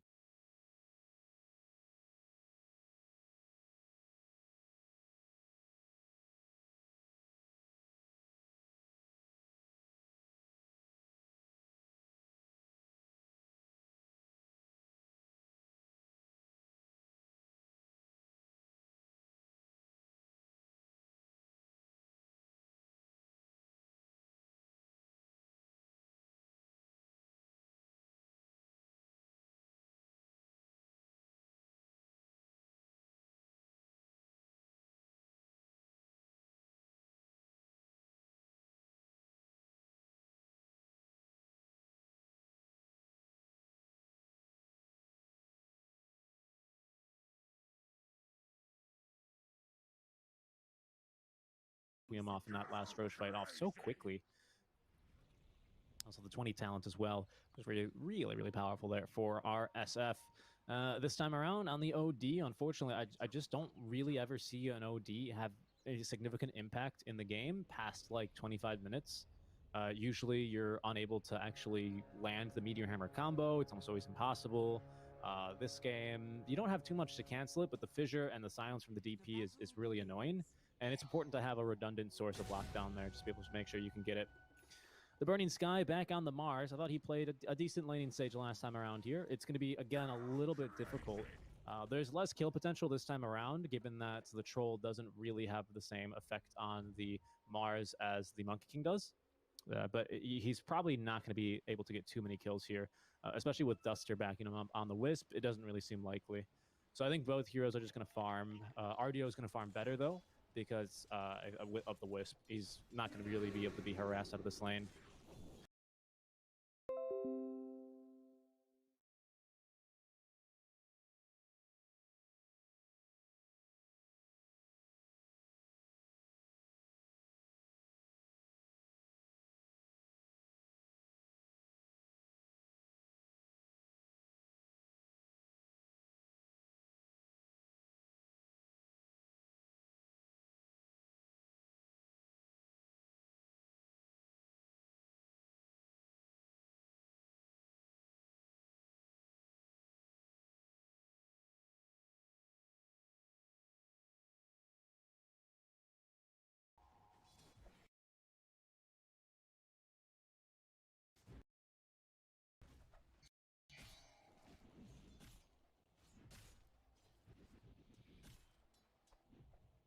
Bottom, they are getting some good damage here yet again onto the Wraith King of Hawk.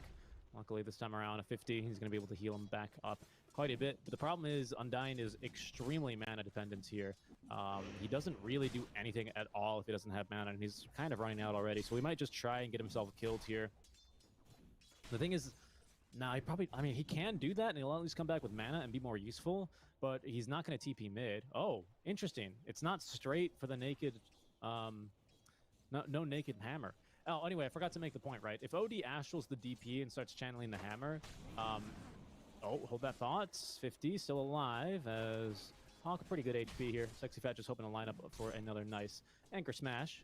As the Undyne will TP back home, so Hawk getting solo experience, but also a little bit vulnerable. They've done well to at least harass the Shaker out of the lane, and he can't kill this Tidehunter, but Tidehunter also can't realistically solo kill him. Anyway, to finally finish off this point, the only reason I'd see DP ever running at an OD like that is if she had the Exo active, and again, you can astral the DP, but those Exorcism Ghosts are going to be punishing you very hard, and OD not really famous for his vast HP pool or his high armor. So he is extremely vulnerable to that, at least before he buys like the Shivas or whatever. Top lane, Dust is going to break the coil, or rather the tether. So Natural's tanking a little bit of the melee creep there. He's not going to mind too much. Wisp already with the headdress will be relocating mid. Not relocating, because that implies he's got the active ability. He's just going to walk over to the mid lane. That's going to be a DD rune into the bottle of Dendi. Again, Copy already buying another stack of Tangos there. So he's suffering a bit here in terms of the harass that Dendi's able to output. It's a bit concerning, because if it's not Meteor Hammer OD, then the only alternative playstyle that I've seen previously was going to be through the Aghanim Scepter Blink Dagger sort of playstyle, where you just take people out of the fight for as long as you can.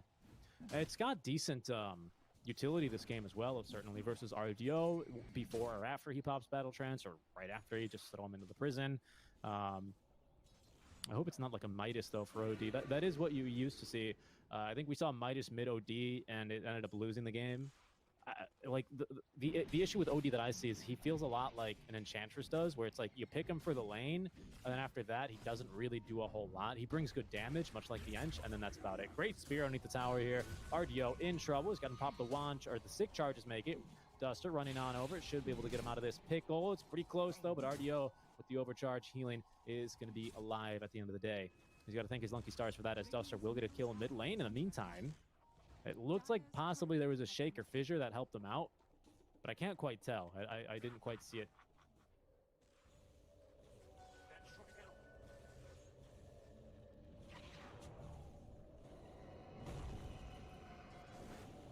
That's Copy, now fighting versus 2. Out come the ghosts of Dendi. Is Copy still alive? Thanks especially to that Soul Rip heal. Copy nearly dying, but unfortunately the Exo Ghosts are not going to be able to do enough damage here. Still alive for now. This is Dendi with Exo. First usage there is going to be repelled away from the tower. Lots of damage still done, though. As, of course, now they have to run Copy back to the fountain. He's not going to have another TP for a little while. They're looking to secure this minute 6 rune. It's going to spawn bottom. That's going to be good news for Dendi, and probably for Natural, because they would have killed him had it spawned there. Ravage down bottom up from Sexy Fat. He's got a 2-level advantage over Hawk, by the way. He's going to slap him with the stun. Sexy Fat, though, he knows the jukes. He knows where Hawk's at, and he's got him. No, he doesn't. Sorry, Sexy Fat is not going to be able to get there in time, but forces the TP home from the Wraith King, and he's not ready to jungle yet. He needs a couple more levels to be able to actually do that effectively.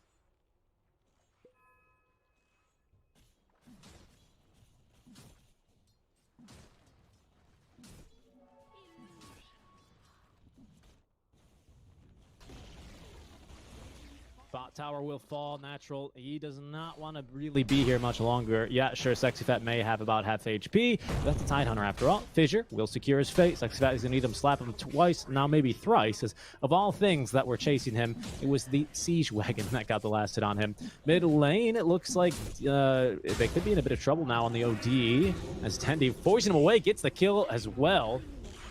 Ooh, no. OD actually not taking a single point in the Astral either, so he can't even look to dodge any damage. He's not level 6. Does have the brown boots. I understand the point of brown boots for not naked Midas, so that DP doesn't just kill you, but...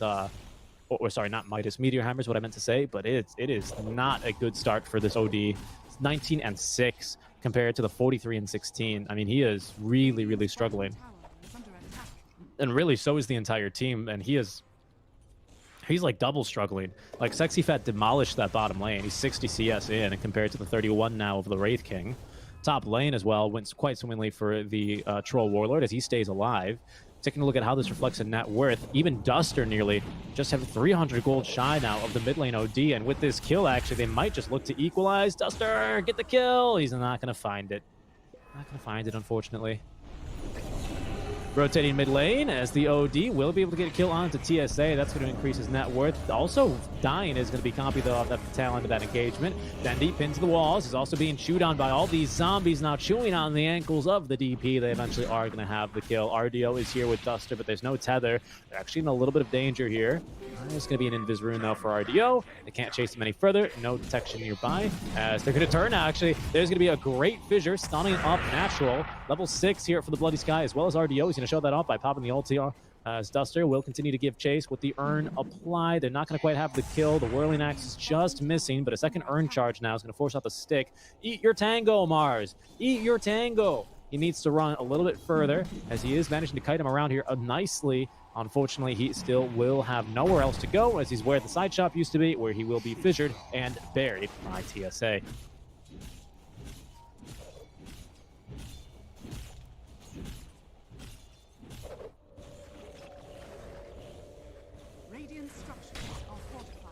Sexy Fat's just doing some damage here to the tier 1 tower. They will be able to get this. Dendi, using the Exo as well, is going to all but secure it. Natural trying to deny it. He might pay for that one, but they're going to let him go for now. Fissure just catches him, though, into the Anchor Smash Crypt Swarm as well. And down he goes. Natural. It's going to be another death for him.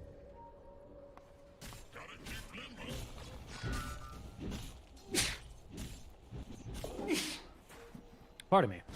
As we'll see. Top lane, I mean, this OD, though, he is really still struggling, as is this Mars. I mean, OD, at least, he's gotten 1,000 gold in the past couple of minutes because he's been involved in a kill, and now he's at least able to hit some jungle creep in relative peace. But Hawk doesn't really want to be farming here. They're going to look to now repel away the Earthshaker from the 10-minute rune down bottom. But TSA is still going to snag that one. It's going to be 4 bounties then for the likes of Bates. Complete turnaround from game 1, as finally, our OD has upgraded boots.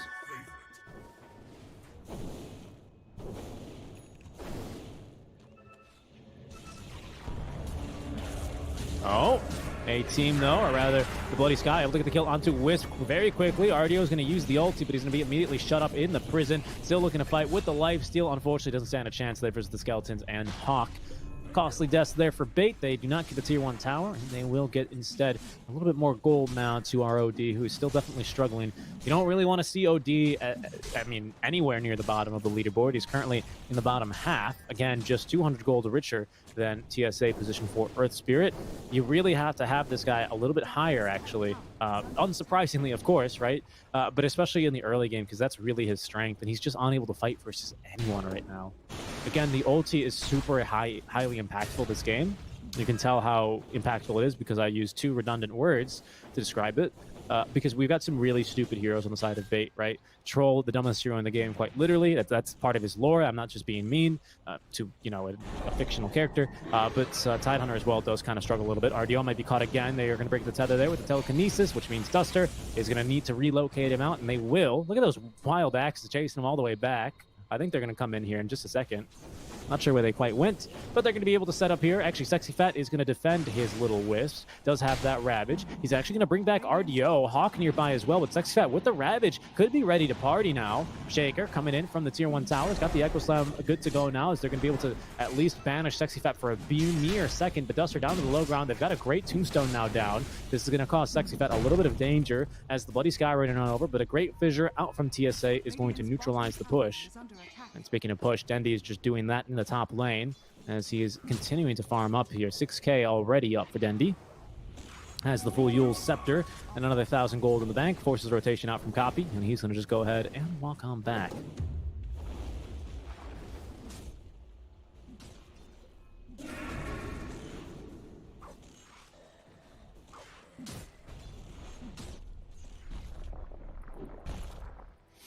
TSA is going to have a really fast Blink Dagger this game, as we will see the Shaker, who's gotten a lot of time and space here to himself to farm up, make really great progress. Hawk?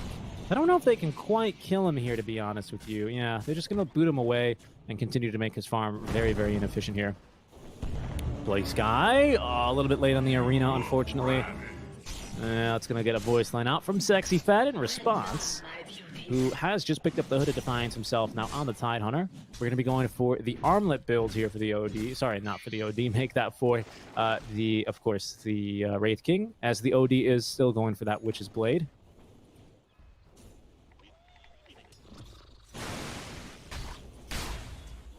Sexy Fat is doing all right for now.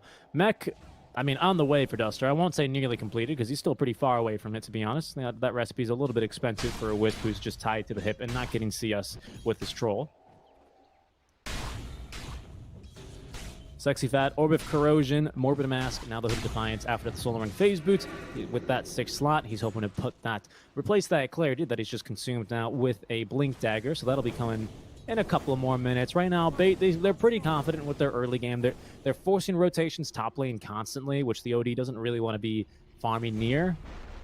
And they just have to concede the bottom jungle to the Wraith King. It looks like they're going to gear up for a push. They look like they want to get this Tier 1 tower, force a reaction out from Bait. Not really sure if that's the call. Again, this Blink Dagger, it's got to be coming real soon for TSA. There it is. I had a feeling. Blink Dagger on the way then in the courier here for TSA, so be careful for that, as if they just delay this push a little bit longer, and they could do so actually, as Dendy activating the DD rune. They're going to go for the Undying, but he drops a Tombstone in a very annoying spot. Unfortunately, the Bloody Sky was still hitting that Tier 1 tower, so he was unable to capitalize on that Tombstone by putting down an Arena of Blood. Silence there for the OD. Arena of Blood now, but they're routing RDO. 4 heroes find themselves inside the arena just like that. As Duster actually just on the outside, but this Tombstone's still a little bit of an issue. But we've bought enough time here. There's the Courier delivering that all-important Blink Dagger, so TSA's got that one at the ready now. They do have wards on that ward spot there where the Tombstone was, though, for Ivy, so they're going to know about that Echo Slam, or sorry, the Blink Echo combo that is coming their way, as Sexy Fat will just run at them and zone them completely out of the triangle, you madman.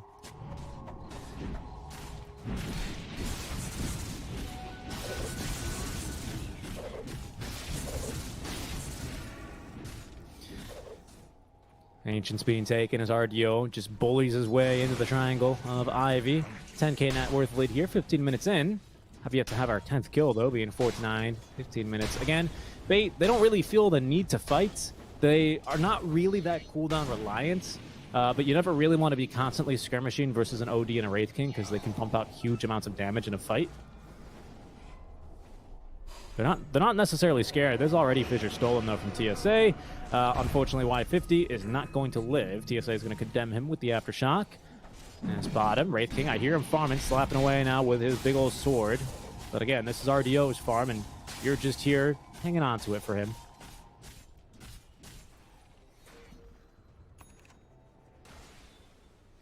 Mech completed now for Duster. Big item for him. as the OD still managing to clear a 700 net worth lead over the Shaker. TSA still trying to be able to get a good blink from the wings, but of course Shaker missing on the map for 2 minutes is probably going to let your enemies know that he's probably waiting for something, but they might be able to catch him here as there they go. Telekinesis stopping him. That's going to put the blink on cooldown as Duster is there. In the meantime, RDO pops the ult. He's inside the Arena of Blood, but there's the Ravage. Great one as it's going to force Hawk as well as the Bloody Sky off of RDO. Mech heal, trying to keep alive, but there's the Echo Slam we're looking for. That's going to nuke the first life of the Wraith King. OD's already down for the count. Troll, however, he doesn't stand a chance versus Hawk's damage right now, even with Duster overpowering him, as Sexy Fat now getting chased down by these Tombstone zombies. There's going to be another one to fall. It's actually going to be the Bloody Sky as Dandy now turning for more. He's going to get Duster as well. 2-man silence, nearly catching the third, but the 2 most important ones there have now been silenced. Only for a couple of seconds though, as Y50 is able to get a big heal onto himself. Sexy Fat looking quite low here as he's going to get a little bit of healing courtesy of Duster now. The Soul Rip, not enough damage. Oh, but they will get it with the Fade Bolt. Dandy just a little bit too late there, unfortunately, on the silence, as that insta-Fade Bolt will nuke him down. They were hoping for the kill. Unfortunately, TSA just gave the Rubik Fissure, and that is not a very good ending to that fight for Bates. They do get the OD. They get the first life off of the Wraith King, and he's still only level 11, so that's a 3-minute cooldown.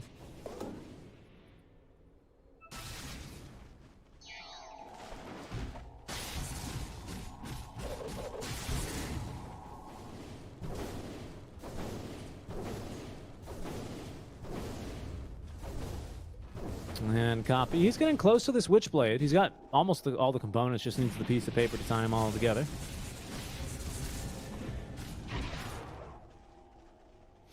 That's bait, and they're going to continue moving on here through the base. Blink Dagger now for Sexy Fat, but a good ward placed down for Ivy. As we'll cut to a replay real quick. Keep an eye picture-in-picture as they have tossed a Fissure to scare away Hawk, who still doesn't have that regen. Again, a great Ravage from Sexy Fat. He catches both supports. That nukes down the OD, but it also saves RDO a bit of trouble and allows TSA to initiate with a great Echo Slam there on top of that. They're really still pushing for this tier 2 tower. There's the Arena drop, though, picture-in-picture. They've caught one. I believe that's going to be RDO. Fade Bolts as well. They've managed to kill one person. That's going to be Duster. The draw hammer being dropped, but the Fissure, unfortunately, out from the Earthshaker, is not going to net them anymore, but Copy picking up the kill onto RDO. Those kills are basically free with the hammer. Sexy Fat will be next to go. Plenty of stolen intelligence and a high mana pool here for Copy, making that one really, really easy.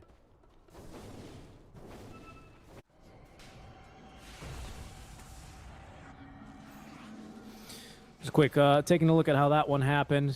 Wait, no, this is the end of the last fight, as I recall, right? Because then TSA blinks forward and tries to get him with the Fissure. Yep, Sexy Fat dies here. Yes. Yeah, they just get him with the Fade Bolt as well. Barely enough mana on the Rubik for that one, too. Close fight, long fight, but Bait are going to come out the losers of that one. Still an 8k net worth lead, though. Doing A-okay for now.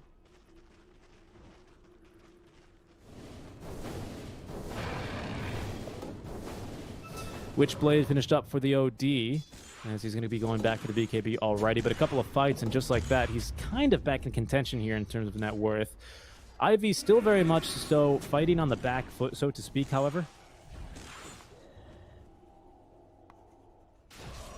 That means that they're not really able to engage when they want to. The nice thing about it is, compared to other supports that also help you in lane, like a Disruptor, for example, or a Warlock. Well, Warlock also is kind of in the same camp as the Undying, is that the Undying actually kind of plays pretty nicely from behind, just because he's so damn annoying. He's super tanky thanks to his ulti, and the Tombstone is a great defensive asset. No team really wants to fight into it, and he's done well all game to put them in a very good spot. Very aggressive blink forward from the Bloody Sky. They're going to throw RDO outside of the arena on accident. And here's Duster, keeping fully healed. They drop a Tombstone now, expecting a couple more rotations out from Bait, but they've got no interest. They just want to keep hitting creep and extending their net worth lead here, as they have lost a couple of Ks. It used to be up to 10 Ks, now it's only 7.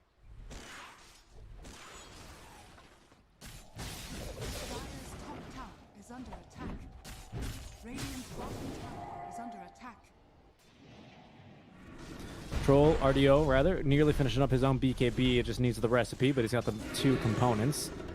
Shaker shard is 200 gold away. Not too bad here. It'll be like a 22-minute shard, which is very respectable. 20-minute blink, boots, and shard is really like the golden standard for the Shakers, as he's going to find copy. Great fissure. That's probably going to force the self-astral. No chance, though. He's silenced up by Denti. RDO running him down, and copy hands off the keyboard. He knows that he's been had.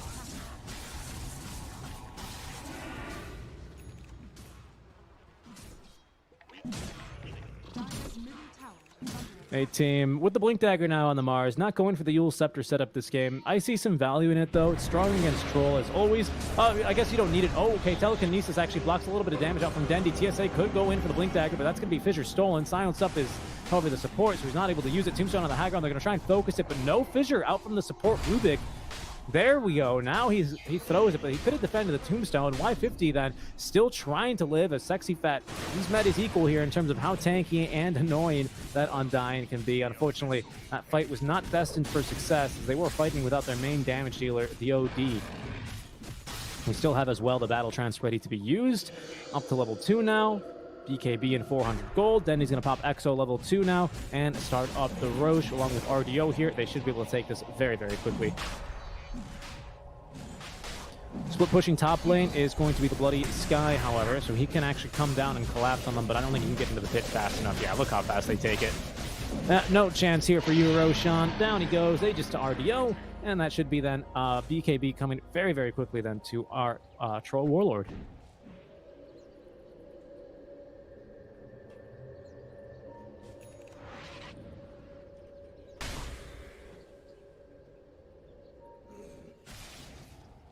Middle tower is under attack. Trying to think of what he wants to go for this game, even. Troll RDO just building the damage. Maybe S and Y here for our Troll Warlord, as now he should have that BKB. It's already on the way, but he could need it now, as Duster's going to have to relocate home. You can't cancel that yourself. Luckily, they'll do it for him. But he's going to die regardless. RDO with Aegis now as the Bloody Sky is going to find reinforcements. Down goes CSA. A great catch there for Bloody Sky. RDO is going to pop his BKB now. Turn and fight onto Y50. There's no Astral to save him. As RDO, he's going to find his second target, but he's hitting that bulwark there, dodging so much damage. But eventually, with the Maelstrom procs alone nearly, RDO is going to get that kill. DD Rune as well in the bottle, of course, is going to be very, very nice for him. And they're going to find out there's a Tombstone on the high ground, and they go, screw that. A little bit of a better trade there for Bates. 10-second BKB forced out, though, for RDO. Not exactly ideal. But they will, at the very least, manage to find themselves a kill onto the offlane Mars.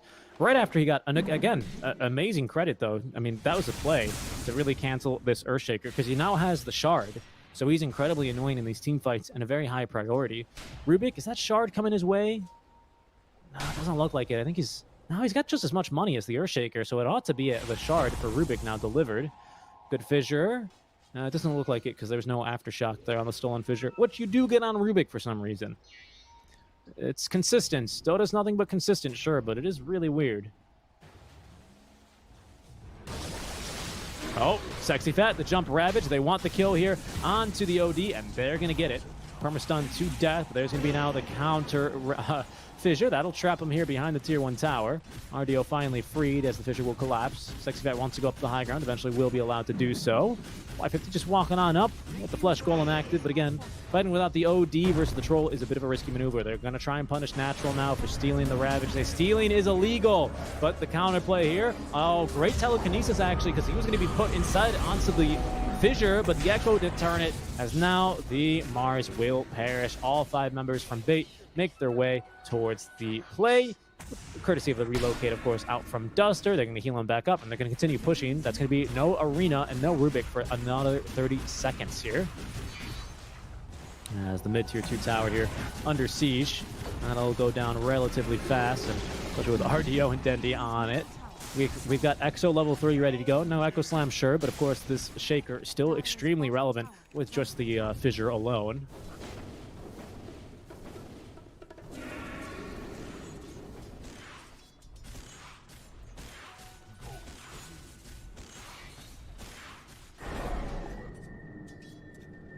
Oh, Astral Imprisonment, just to annoy Dendi a little bit. Steal a lot of mana as well, actually.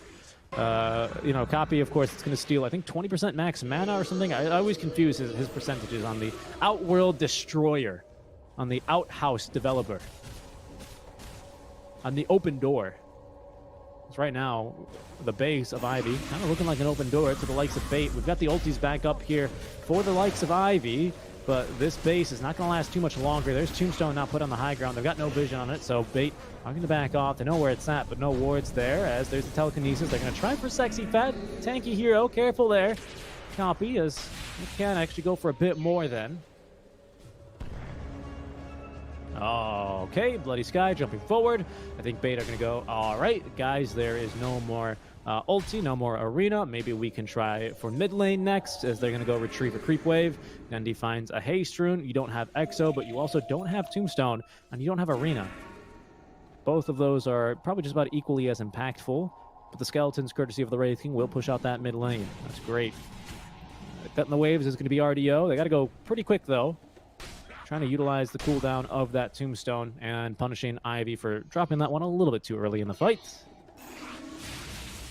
Kind of have to save that one for a rainy day. But for now, Bait, they're going to play it safe, look to extend their the net worth lead a little bit more, and farm up their next round of items. Or maybe not. Maybe they're just going to smoke in. Side Hunter with the blink, going for the Desolator. He's going to go for the Tide washing machine build. You love to see it. No Echo Slam, though, but if he gets that 25 talent, he's going to be taking that 200 damage for sure. Troll, he should be level 20 by now. What's he taking here? Oh, he's only level 18. Wow, the Tide's out leveling him. It's not too surprising when you're basically always tied at the hip with Duster and splitting experience basically all game. So that explains that.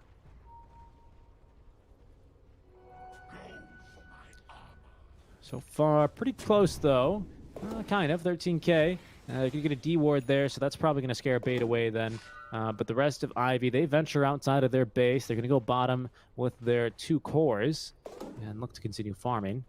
The OD has got Witch's Blade, so he's got a lot of damage, but he's also kind of made of paper. That's really the problem picking the OD here this game.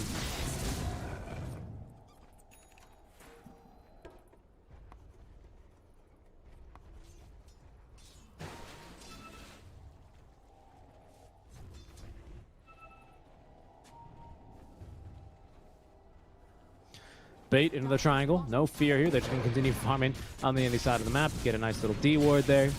RDO with a bit of bonus XP. Now he's level 18. Level 3 battle trance, please. Thank you very much, he will say, as the Wisp is going to win the D ward war with the bonus XP. What are you doing here, Copy? Completely caught out. Cannot be pushing that far, especially when you see lots of enemies in the triangle. I mean, you just saw RDO and Sexy Fat D wards your triangle like 10 seconds ago. Very, very costly death. He's trying to split push, but one, OD is not a good split pushing hero, and you also don't split push the mid lane. As RDO straight onto the tier 3 towers, he will go. They're going to stun up the Wisp. Dendi as well is going to use the ulti, as RDO is already blown up natural. I think that was just courtesy of the Maelstrom procs or something. Down goes the top lane of Barracks, melted before they were even basically had a chance to do anything. Copy has no buyback, so he's dead for 15. And of course, backdoor defense still broken, so RDO straight onto the high ground he goes. Sexy Fat attacking the tower. Good Feybolt here will catch 3, but the Ghosts are not going to be affected by the Feybolt. Jump in for Hawk on the arena as well. They're looking for the Wisp. Duster's dead already. He's got buyback, TPing in, but also TPing is the OD, naturally responding. Great Ravage, though. They timed that perfectly, and they're going to be able to silence up. Fissured and stunned, and just dead is OD. He TPs right into the middle of the Ravage. Oh, what a play from Sexy Fat. They're going to kill him for that, but they're also going to get the first light from Hawk. RDO still has the second light to play with as well. Another great fissure. That's going to buy RDO the time for another kill then. Onto the Wraith King, a triple kill, and the GG is going to be dropped. Bates, for the first time this month, they're going to find themselves a win. They last beat the Hustlers. That's going to be Magical's team in the DPC lower division. It was a 2-1 victory, but they finally get a 2-0 under their belt. Very well played. This one's going to have to feel real good for these guys, I'm sure. Much needed confidence boost, as they've got some difficult matches, not only in this tournament, but also in the DPC to contend with. Their last 2-0 was going to be versus the Gambit Esports lineup here as well. So that was some time ago. That was their last 2-0. That was their first match as well in the Decider tournament. So well played here to Bait, who managed to find themselves a draft. And what I really love about this especially is that they forced RDO to play something different. Granted, he kind of built the exact same items on both heroes. In fact, it might literally be the exact same items on both heroes. Didn't go for the Ags on the Monkey King. Went SNY this game as well on the Troll Warlord. I don't think he went for the Maelstrom last game, so I apologize. That's not accurate. But yeah, good game. Good game from Bait. Ivy, they're going to fall 0-2, and Bait with a bit of a confidence boost. If you're just here for Bait, I respect that. We are going to be back with Bait, I believe, tomorrow already. They're going to be playing. Make that 2 days. They're going to be playing in this cup versus the Hell Bear Smashers when the Group B matches will be back. For now, guys, we are going to be going to a bit of a break. We're going to be back in around an hour, and when we return, we're going to have our third series of the day. That one is going to be between No Undying and the Spider Pigs. We'll see you guys then.